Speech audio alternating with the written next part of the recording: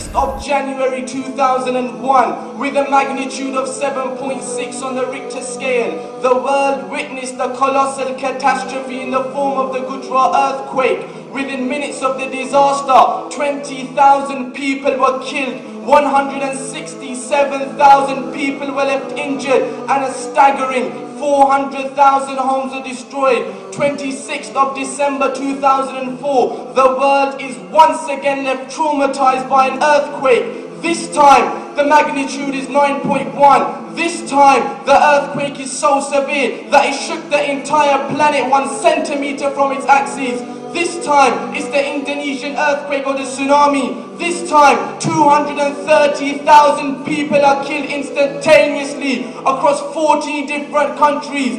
8th of October 2005. The world is once again left shocked by an earthquake. Kashmir, it's a Saturday. Students are in school just like every other Saturday. A disaster strikes in the form of a 7.6 earthquake. Within minutes, the area is transformed from a peaceful region to a pool of dead bodies, totaling in excess of 75,000 individuals. Entire towns and villages are wiped out at once by this disastrous devastation. 11th of March 2011, and I'm talking just a few months back, the Japan earthquake. The world is once again shocked as the disturbance sends waves of up to 38.9 meters high, sweeping through Japan, destroying 125,000 buildings in the process. The earthquake rates 9.1 on the Richter scale. The death toll is 15,093. But do not get me wrong, my brothers. My intention, my purpose, my objective of standing before you today is not to inform you of some figures and some facts.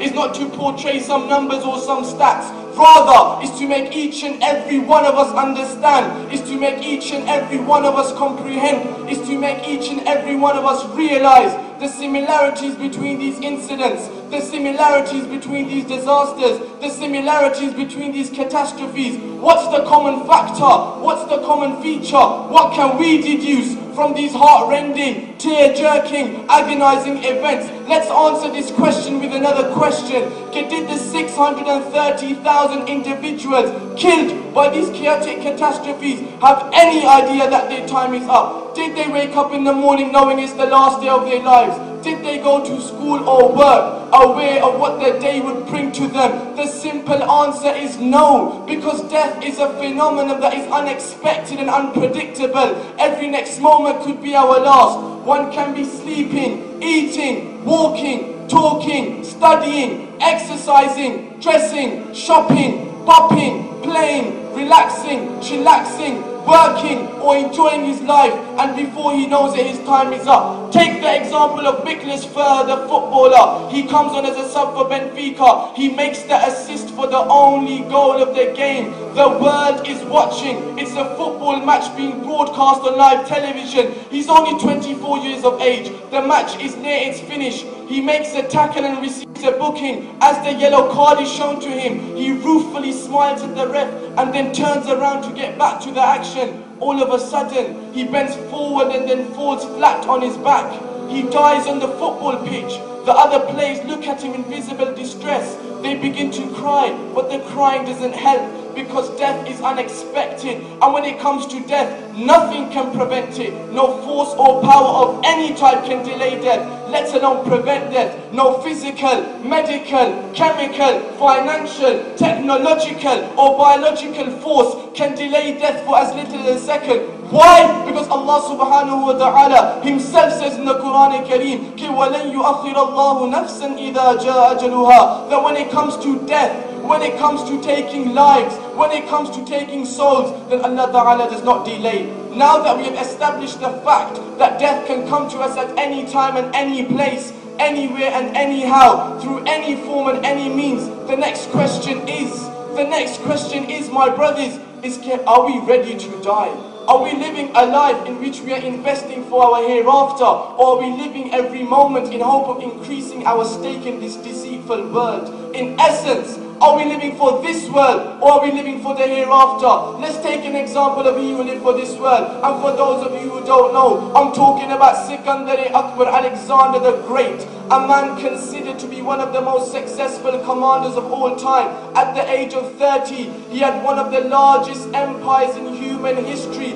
He had it all. At the age of 25, he had conquered 90% of the known world. Yet this same man, this same Alexander, this same Sikandar, when he's on his deathbed and surrounded by his men, he makes a bizarre wish. He says, oh men, after my death, when you put my body in the casket, then let my arms hang over the edges with my palms wide open. The people around him ask the reason to this bizarre request. He replies, so that people can see, so that the world can see that I am that very man who conquered the entire world. Yet today, I am leaving the world empty-handed. This was the end of you and it all. We must realize, my brothers, we can possess the most luxurious of houses, the most expensive of clothes, the most profitable of businesses, the most classy of cars, the most respected of positions in society, the most well-paid of jobs, the most prestigious of degrees, the most envied of grades, the most impressive of CVs, the most affable of associates,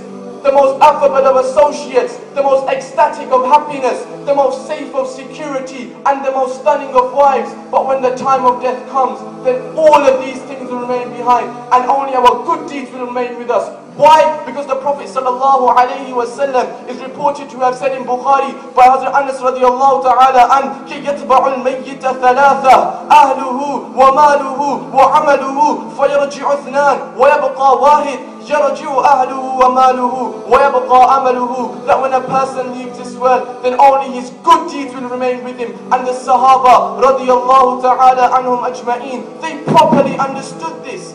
They properly understood this message. That's why they didn't live for this world.